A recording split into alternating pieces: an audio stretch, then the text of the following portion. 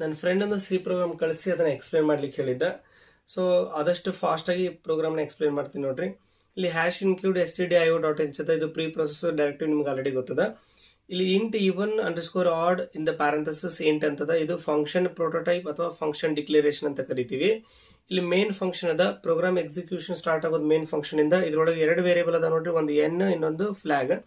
N ಒಳಗೆ ಸದ್ಯಕ್ಕೆ ಯಾವುದೋ ವ್ಯಾಲ್ಯೂ ಇಲ್ಲ, ಫ್ಲಾಗ್ ಒಳಗೆ ವ್ಯಾಲ್ಯೂ ಅದ. ಅದು ಏನದ ಅಂದ್ರೆ 0 ಅದ. ನೆಕ್ಸ್ಟ್ ಇವೆರಡು ಲೈನ್ ಎಕ್ಸಿಕ್ಯೂಟ್ ಆಗುತ್ತೆ. ಒಂದು checking entered number is even or odd screen ಮೇಲೆ ಬರುತ್ತೆ, ಯಾಕಂದ್ರೆ ಔಟ್ಪುಟ್ ಸ್ಟೇಟ್ಮೆಂಟ್ ಅದ. ಇನ್ನೊಂದು ಪ್ರಿಂಟ್ ಸ್ಟೇಟ್ಮೆಂಟ್ ಏನದ ಎಂಟರ್ ದ ನಂಬರ್. ಸೊ ನಾವು ಏನ್ ನಂಬರ್ ಎಂಟರ್ ಮಾಡ್ತೀವಲ್ರಿ ಅದು ಹೋಗಿ ಎನ್ ಒಳಗೆ ಕೂಡುತ್ತೆ, ಯಾಕಂದ್ರೆ %d ಅಂದ್ರೆ ಇಂಟೀಜರ್, ಆಂಪರ್ಸೆಂಡ್ ಎನ್ ಅಂದ್ರೆ ಅಡ್ರೆಸ್ ಆಫ್ ಎನ್. ಸಪೋಸ್ ನಾ ಎಂಟ್ರಿ ಮಾಡಿರೋದು 5 ಇತ್ತು ಅಂದ್ರೆ 5 ಎನ್ ಒಳಗೆ ಕೂಡುತ್ತೆ. Flag equal to even underscore odd ಅಂತ ಏನದಲ್ರಿ, ಇದು ಫಂಕ್ಷನ್ ಕಾಲಿಂಗ್ ಅಂತ ಕರಿತೀವಿ. ಸೊ ಯಾವಾಗ ಈ ಲೈನ್ ಎನ್ಕೌಂಟರ್ ಆಗುತ್ತೋ ಅವಾಗ ಕಂಟ್ರೋಲ್ ಇಲ್ಲಿಂದ ಶಿಫ್ಟ್ ಆಗಿ ಫಂಕ್ಷನ್ ಡೆಫಿನೇಷನ್ ಬರುತ್ತೆ. ಫಂಕ್ಷನ್ ಡೆಫಿನೇಷನ್ ಒಳಗೆ ಏನದ ಅಂದ್ರೆ ಈಫ್ ಕಂಡೀಷನ್ ಅದ. ಇಲ್ಲಿ ಎನ್ mod 2 = 0 ಅಂತದ. ಸೊ ಎನ್ ವ್ಯಾಲ್ಯೂ ಏನಾಗುತ್ತೆ ಅಂದ್ರೆ ಇಲ್ಲಿರೋ ಎನ್ ವ್ಯಾಲ್ಯೂ ಕಾಪಿ ಆಗಿ ಇಲ್ಲಿ ಬರುತ್ತೆ. ಆಲ್ರೆಡಿ ಎನ್ ವ್ಯಾಲ್ಯೂ 5 ಇತ್ತು, ಸೊ ಇಲ್ಲಿ 5 ಬರುತ್ತೆ. ಎನ್ mod 2 ಮೀನಿಂಗ್ ಏನ್ ಬರುತ್ತೆ ಅಂದ್ರೆ 1 ಬರುತ್ತೆ, ಯಾಕಂದ್ರೆ ರಿಮೈಂಡರ್ 1 ಉಳಿಯುತ್ತೆ. 1 = 0, ಇದು ಫಾಲ್ಸ್ ಆಗುತ್ತೆ. ಫಾಲ್ಸ್ ಆದ್ರೆ ಇಫ್ ಬ್ಲಾಕ್ ಬಿಡುತ್ತೆ, ಡೈರೆಕ್ಟ್ ಆಗಿ ಎಲ್ಸ್ ಬ್ಲಾಕ್ ಹೋಗುತ್ತೆ. ಎಲ್ಸ್ ಬ್ಲಾಕ್ ಒಳಗೆ ಏನದ ರಿಟರ್ನ್ 0 ಅದ. ಈ 0 ರಿಟರ್ನ್ ಆಗುತ್ತೆ ಎಲ್ಲಿ ಅಂದ್ರೆ ಎಲ್ಲಿ ಫಂಕ್ಷನ್ ಕಾಲ್ ಆಗಿರ್ತದೋ ಅಲ್ಲಿ. ಸೊ ಇಲ್ಲಿ ರಿಟರ್ನ್ ಆಗುತ್ತೆ.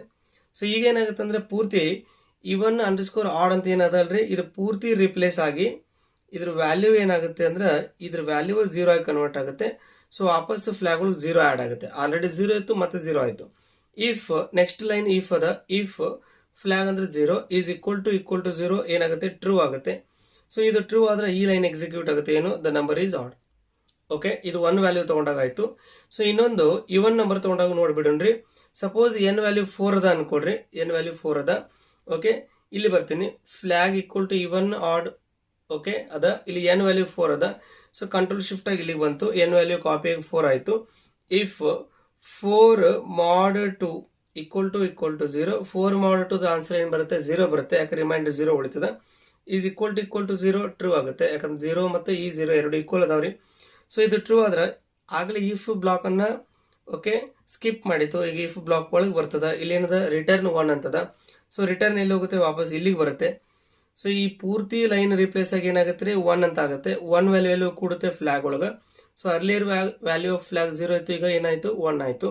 ಕಂಡೀಷನ್ ಅಗೇನ್ ಇಫ್ ಬರ್ತದೆ. ಇಫ್ ಓಕೆ ಇಲ್ಲಿ ಏನದ, ಫ್ಲಾಗ್ ವ್ಯಾಲ್ಯೂ 1 ಅದ. 1 ಈಸ್ = 0, ಇದೇನಾಗುತ್ತೆ, ಫಾಲ್ಸ್ ಆಗುತ್ತೆ. ಇದು ಫಾಲ್ಸ್ ಆದಾಗ ಈ ಸ್ಟೇಟ್ಮೆಂಟ್ ಬಿಡುತ್ತೆ, ಎಲ್ಸ್ ಪಾರ್ಟಿಗೆ ಬರುತ್ತೆ, ದ ನಂಬರ್ ಈಸ್ ಇವನ್ ಅಂತ ಪ್ರಿಂಟ್ ಆಗುತ್ತೆ. Thank you.